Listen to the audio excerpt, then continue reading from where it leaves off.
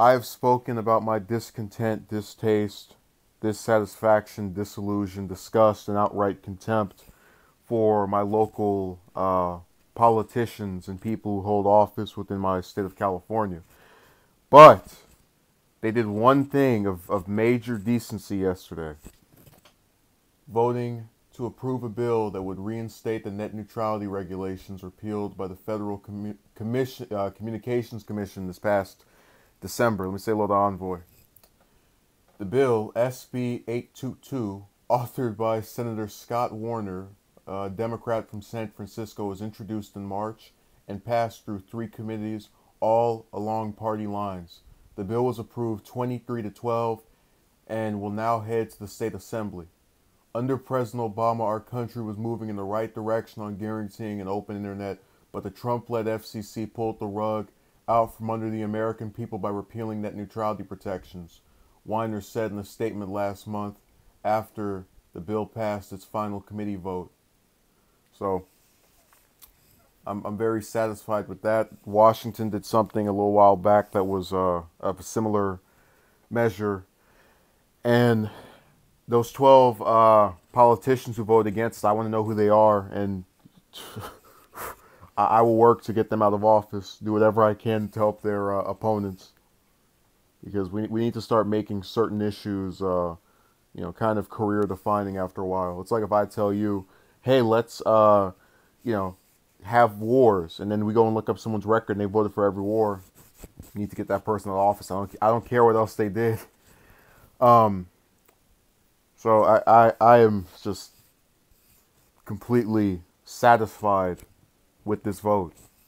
I wish that the Trump cult or members of the community that call themselves backing him would, wake up and recognize that he allowed the FCC to screw them over just like everybody else. But, they're all in their delusional world. Okay, Envoy says probably politicians that had their palms greased by a major company in favor of getting rid of net neutrality. LOL. The FCC chairman, the man that the whole internet using world hates, Ajit Pai. He was known for being part of the service provider underbelly. So I wouldn't be surprised they cut a backroom deal with him to screw over people in their internet. It would not be shocking. So apparently this is just going to be a one-on-one stream from the way this is going. I'm telling you, I have sometimes the biggest shock when you can have 2,000 subs and only one or 10 people shows up. And I appreciate those who do actually manage to be around consistently and come out, but I've actually had one person comment very quickly on a video I did about that man a while back, where they said, how could you be so negative about having 2,000 subs? I said, look, if the 2,000 people, or at least a sizable percentage of those people, don't check out what you're putting out, that number is null and void. It's just a number. I mean, someone could go and make 1 million YouTube accounts and sub to themselves. It wouldn't guarantee them views. It's the craziest thing I've heard. I'm supposed to just be happy because that number is that way. So, whatever. That's a story for another stream. Yeah, I really hate the fact that this was something I didn't talk about much in recent months because there wasn't much news going on with it, and I was just gearing up for the death in 2 weeks now. A little under 2 weeks. It's on, I think, the 12th or 11th.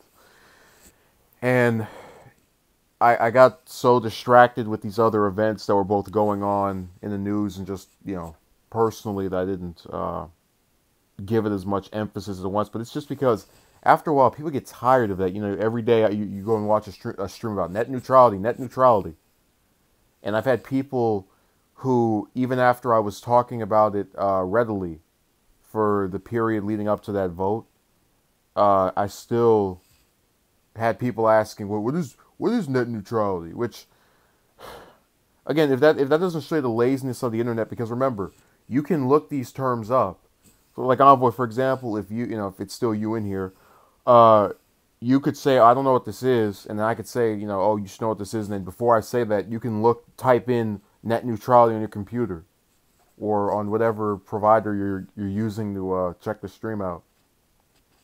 So I have very little sympathy for, because again, if someone's commenting on that video, I know they're using something that allows them to get on the internet, and they can also go on Google and search that term and figure out what it means. And look, I've said it before when he mentions right here about how under Obama our country was moving in the right direction.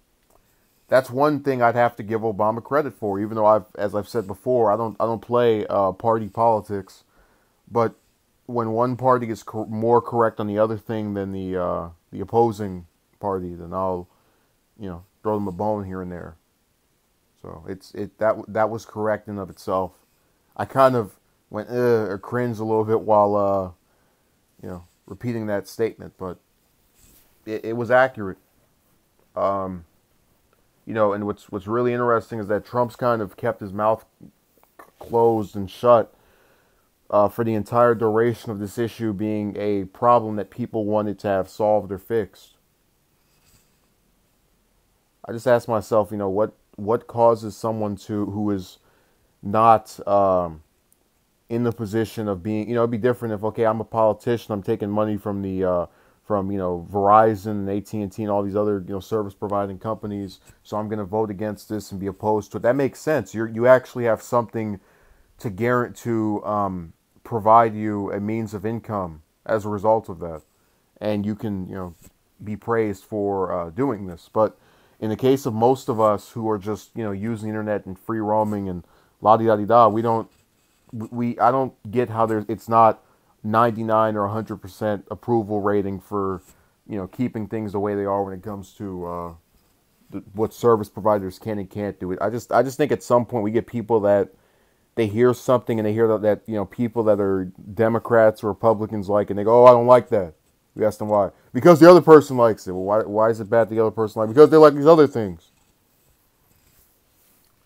And yeah, I said it before. That reminds me of when I was having that discussion with that person over Clinton, her whole, Hillary, her whole career, and they mentioned that they didn't like her because when she was running, she didn't do anything to assist.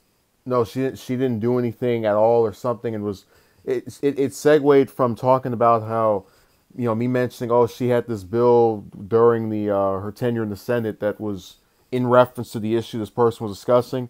Then they just move over to minority assistance, and I'm like, what does that have to do with what we were just talking about? But again, moving the goalpost. So all of it is a constant aggravation. And the scariest thing is having all these states repeal those rights and getting the now seemingly right-wing Supreme Court involved. People don't want to accept the fact that one of Trump's biggest legacies is always going to be associated with who he put on the court, and that man is Gorsuch is just wow. I hope some of you are familiar with the voting record of him, but the idea that even after Trump is gone, this person's going to be on that court for maybe 30 or 40 years is if that doesn't scare you, I don't know what else will. I mean, ask yourself this, Envoy. I don't know how old you are, but let's assume you're, I don't know, 23, 24. That man could be sitting on that court until you're in your mid-60s. Just having a say on all the laws that come across the court in those decades. And that's disturbing. More so than probably any other part of this story, bar the fact that you have these politicians who, like I said before, they take positions that are ridiculously unpopular. There's only 13% of Americans approve of getting rid of net neutrality, and are able to get in office and hold a majority of the voice of those elected because of that cash. So the oligarchy of politicians taking these large stacks of dirty paper from these corporations allows views that no majority of the population has, not even a fifth of us have, and they're able to just get away with it. So If people still don't want to recognize that, I don't know what else to tell them. And you know, I kind of I when I said the thing about cringing while reading the Obama comment, it was because me giving him praise will, you know, make this be seen as a partisan thing where I'm trying to, you know, oh, the Democrats are so great. Um, and, you know, I try to address the bigger issue of both of these parties being similar in many ways because their similarities are, in my opinion, bad for the common man, good for the corporations. Um, so that's that. Or I think the chat has pretty much died out.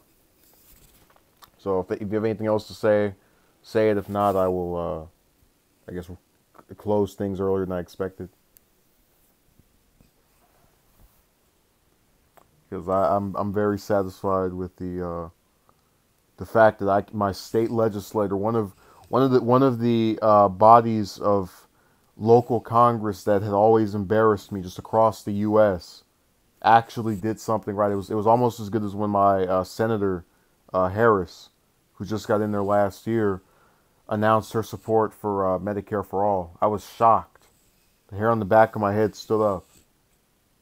You know, this woman's sat in office for a year and just been on TV and done nothing to assist most of her constituents in any meaningful way, like most senators, unfortunately.